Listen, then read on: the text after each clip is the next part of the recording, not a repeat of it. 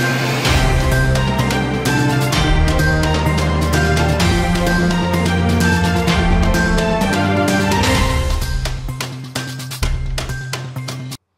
Assembly నియోజకవర్గంలో ఒకే చోట 25 ఎకరాల్లో ఇంటిగ్రేటెడ్ రెసిడెన్షియల్ స్కూల్ ఏర్పాటు చేసి జాతీయ స్థాయి ప్రమాణాలతో వసతులు కల్పించబోతున్నామని సీఎం రేవంత్ రెడ్డి ప్రకటించారు. ప్రస్తుత వసతి గృహాల్లో సరైన సదుపాయాలు లేవని, అందుకే అన్ని రకాల మౌలిక వసతులతో ఎస్సీ, ఎస్టీ, బీసీ, మైనార్టీ గురుకులాలను ఒకే గొడుగు కిందకు తీసుకొస్తున్నామన్నారు. రాజీవ్ గాంధీ సివిల్స్ అభ్యాసం కార్యక్రమం కింద సివిల్స్ ప్రిలిమినరీ రాత పరీక్షలో ఉత్తీర్ణులైన వారికి సచివాలయంలో 1,00,000 చొప్పున చెక్కులను సీఎం పంపిణీ చేశారు. ఇందుకోసం బడ్జెట్లో 5,000 కోట్లు కేటాయించామని తెలిపారు. కేంబ్రిడ్జ్, ఆక్స్ఫర్డ్లో, ఉస్మానియా విశ్వవిద్యాలయంలో చదువుకుంటున్నామంటూ చాలా మంది గర్వంగా చెబుతుంటారని, అలా ఇంటిగ్రేటెడ్ రెసిడెన్షియల్ స్కూల్స్లో చదువుకున్నామని భవిష్యత్తులో విద్యార్థులు చెప్పుకునేలా తీర్చిదిద్దుతామన్నారు. 10-15 రోజులు అన్ని విశ్వవిద్యాలయాలకు ఉపకులపతుల నియమించి వాటిలో ఖాళీలన్నీ భర్తీ చేయబోతున్నామని వివరించారు. యూపీఎస్సీ నిర్వహించిన సివిల్ సర్వీసెస్ పరీక్షల్లో ప్రిలిమ్స్ పాస్ అయ్యి మెయిన్స్కు ప్రిపేర్ అవుతున్న విద్యార్థులందరికీ, పాత్రికేయ మిత్రులకు ఈ కార్యక్రమానికి స్వాగతం పలుకుతున్నాను.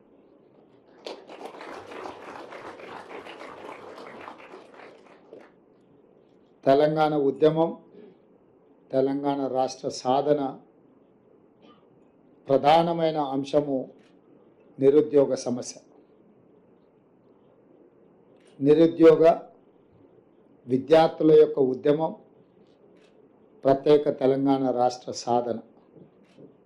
అందుకే కాంగ్రెస్ పార్టీ ప్రజాప్రభుత్వం ఏర్పాటు చేసిన మరుక్షణం ఈ నిరుద్యోగ సమస్యను శాశ్వతంగా పరిష్కరించాలన్న ఆలోచనతోటి దీర్ఘకాలికంగా వాయిదాలు పడుతున్న ప్రభుత్వ నియామకాలను 90 రోజుల్లోనే 30,000 మందికి ఉద్యోగ నియామక పత్రాలు పేరున ఎల్బీ స్టేడియంకు ఆహ్వానించి ప్రజల సమక్షంలో వాళ్ళ తల్లిదండ్రుల కళ్ళల్లో ఆనందం చూస్తూ 30,000 మందికి 10 సంవత్సరాలు వాయిదాలు పడుతున్న ప్రభుత్వ ఉద్యోగ నియామకాలను చేపట్టడం జరిగింది.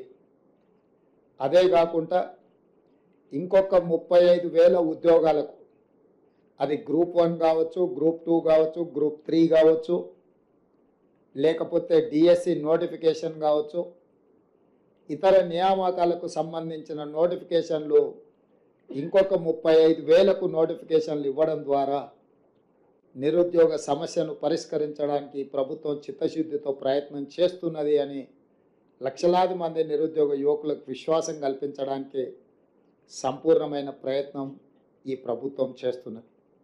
అదేవిధంగా రాష్ట్ర స్థాయి నియామకాలనే కాకుండా దేశ స్థాయిలో, అది కేంద్ర ప్రభుత్వ సర్వీసులకు సంబంధించి కావచ్చు, పబ్లిక్ సర్వీస్ కమిషన్కు సంబంధించి కావచ్చు, తెలంగాణ రాష్ట్రం నుంచి అత్యధికంగా ఈ ప్రాంత నిరుద్యోగ యువత పోటీ పరీక్షలలో పోటీ పడి అందులో ఉత్తీర్ణులై ఈ దేశ నిర్మాణంలో, ఈ దేశం అభివృద్ధిలో మీరు భాగస్వాములు కావాలి, తెలంగాణ ప్రతిష్ట పెరగాలి, తెలంగాణకు సంబంధించిన మీరందరూ మా కుటుంబ సభ్యులుగా మేము భావించి, కుటుంబ పెద్దలుగా మా బట్టి విక్రమార్క గారు సింగరేణి సంస్థ నుంచి ఒక ప్రత్యేకమైన కార్యక్రమాన్ని రాజీవ్ గాంధీ సివిల్స్ అభయహస్తం కార్యక్రమం ద్వారా మీకు ఒక ఆత్మవిశ్వాసాన్ని పెంచడానికి, ఈ రాష్ట్ర ప్రభుత్వం మమ్మల్ని అనాథలుగా వదిలేయలేదు,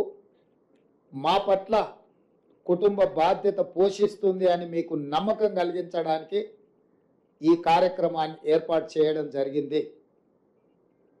చాలామందికి ₹1,00,000 పెద్ద విషయమా అని అనుకొని ఉండొచ్చు, లేదా కొంతమంది పేదలకు ₹1,00,000 కూడా గొప్ప విషయంగా కూడా ఆర్థిక ప్రయోజనం కింద కనిపించవచ్చు.